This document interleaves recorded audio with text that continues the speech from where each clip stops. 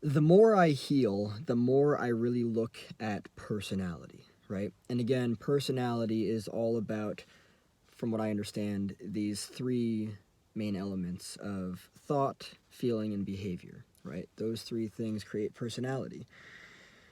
A person's personality is conditioned by very specific things, right? It's conditioned by the way that they're taught to see themselves, their belief systems, everything that they were raised with, right? It's fascinating to me just how changeable personality is. And it really is that changeable. It's possible to think different thoughts. It's possible to feel different things, different feelings. It's possible to act in different ways. They can all be new, right? When you totally disidentify from everything you've ever known. When I say this, and I'm genuinely not trying to, like make fun of this, amnesia in a human being, right? You forget everything.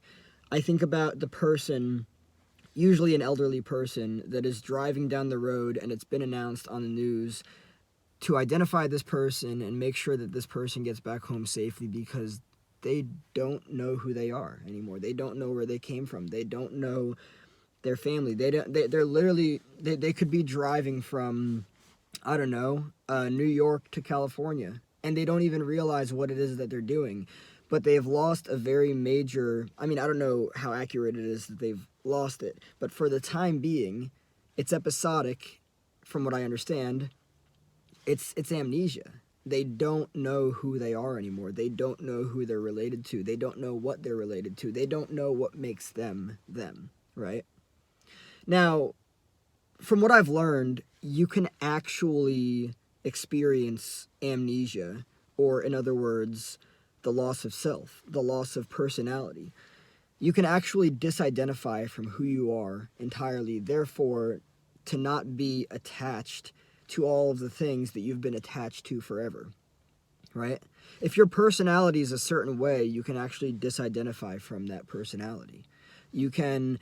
Now, let me just make this very clear. It's not just about choosing different and new thoughts. It's not just about choosing different and new feelings. It's not just about choosing different and new behaviors.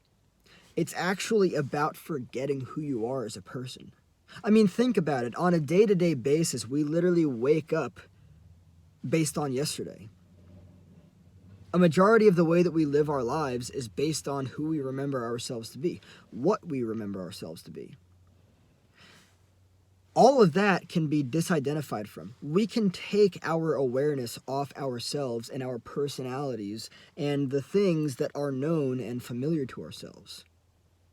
That's fucking wild. Like, we can actually unlearn who we are as people, right? So, as I talk about this, I see a lot of people saying, like, that's just not possible. Yeah, it is possible. This stuff is all possible. It's 100% possible. And I'm just mind blown that, I mean, I'll reference Dr. Joe Dispenza. He's a pioneer in the field of this. Neuroscience, neurotechnology, epigenetics, disidentifying from who you are as a person. Literally forgetting Chris, forgetting that Chris previously struggled with issues of self-esteem and worth and all of this, that, and the other. Literally forgetting that through disidentification with that form. For me, this all started from Eckhart Tolle and reading The Power of Now. And literally, through reading that, I mean, I'm pretty sure that it was an audio book that I listened to. When I first started listening to that, like, I was just like, I had a very strange reaction towards it. I was kind of, I don't know. I was kind of confused. I think that it kind of like shocked or scared me a little bit for some reason, which is, I don't know. It's kind of funny and strange, but like, that was the doorway for me into all of this understanding of realizing that, like, the self kind of dies in the present moment. And this actually, what I just said, corresponds with yesterday's video. the self kind of dies in the present moment, because the self, for a large majority, is a mental construct. And in the present moment, none of that stuff really exists, because the present isn't the past and the present isn't the future. The present and the present isn't the past, which can contain a lot of regret based on decisions that were probably made from a place of unconsciousness, subconsciousness, or survival. And in the future, if you base your sense of self off of the future and who you see yourself to be in the future, you're still not being present. I don't think that the self can really actually exist in the present moment, but I think that that's probably a much more productive thing, and the very reason why it's called the present moment. Because I think, to an extent at least, the self dissolves when you're present, because you're not thinking about who you are. You're not trying to remember who you are. Think about the person driving down the road from New York to California. Maybe they don't even realize that they're going to California. Maybe they don't have that end goal in mind, right? But they've forgotten who they are, and not out of like conscious intended will. Like, they're not like, oh, I'm gonna forget about myself and everyone in my life and fuck everyone like that. No, they've just legitimately gone through amnesia.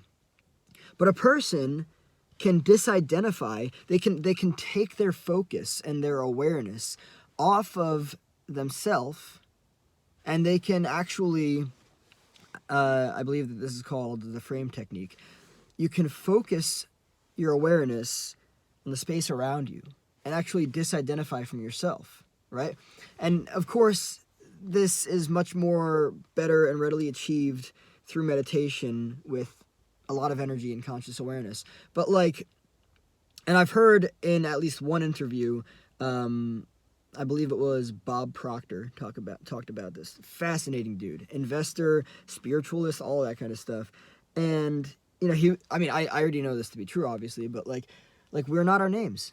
We get so closely identified with our names. I get so closely identified with Chris and Chris's stuff and Chris's problems and, Chris's traumas. And, if Chris has low self-esteem, Chris's low self-esteem. Being so closely identified with that sets me up for such a specific personality in the specific ways that I would think, feel, and act about things, right? If Chris has low self-esteem, the way that Chris is going to think about himself is going to be low. The way that Chris is going to feel about himself is going to be low. And the way that Chris is going to behave about himself is going to be low. But again, these are all choices. Every single pattern of behavior is a choice. And to actually take my focus and my awareness off of myself and the conditioned self and the familiarity and the comfort and all the patterns that I have known to be me, I can actually create something new and different just by seeing myself and disidentifying. So when you disidentify from everything you've ever known, perhaps that is basically amnesia. And then there's all of this space and awareness and energy to create something new, right? Otherwise, again, you're just drawing from the past, and that's all that it is.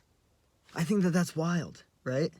Like, previously, the way that things were for me, change was much more about controlling and manipulating and making things happen and trying to do things outside of me, until I realized that it was actually all about changing my energy, right? Real shifting change happens when I change my energy, when I shift myself internally. And that's the wild thing about this too. Like, I know that I made a video about this, and it was probably kind of like controversial. I probably ruffled some feathers. But if a person is insecure, they're choosing to be insecure, because everything is a choice. So if you can choose to be insecure, you can also choose to be secure. The way that if you choose to think this thought, you can also think that thought. If you choose to feel this feeling, you can also feel that feeling. If you choose to do this behavior, you can also do that behavior. It's all just a choice. Disidentifying from the self is a choice. Are you really who you think you've been this whole time? Is who you think you've been, can that actually be thought? Well, of course. I mean, yes, we think ourselves. Of course. We think of who we are. But is that real, or is that just a thought, right? So if you can be this person, then can't you also be this person? And that's where it comes down to disidentifying from everything you've ever known. If everything I've ever known has been this, then I can also, or I can rather know this. And that's the wild part of this.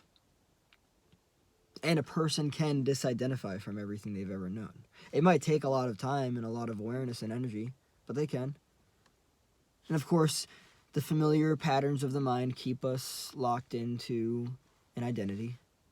I've literally made a short film about this, and I posted it recently in the past, month, 2 months.